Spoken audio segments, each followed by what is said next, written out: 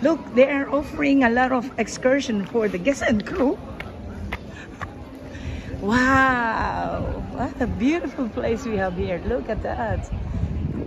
This beautiful cruise terminal. Amazing.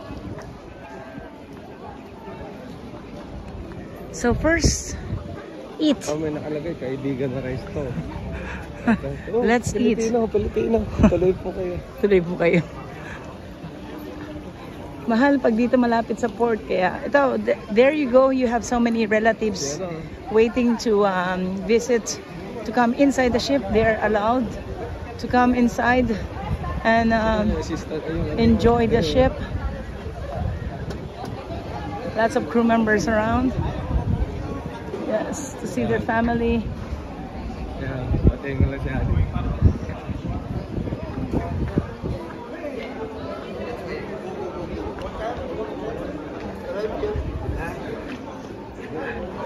What time will I be here?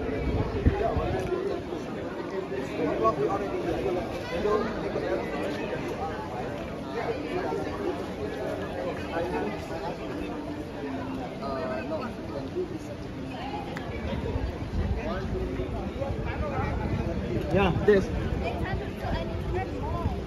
Hey, pa-picture muna tayo together.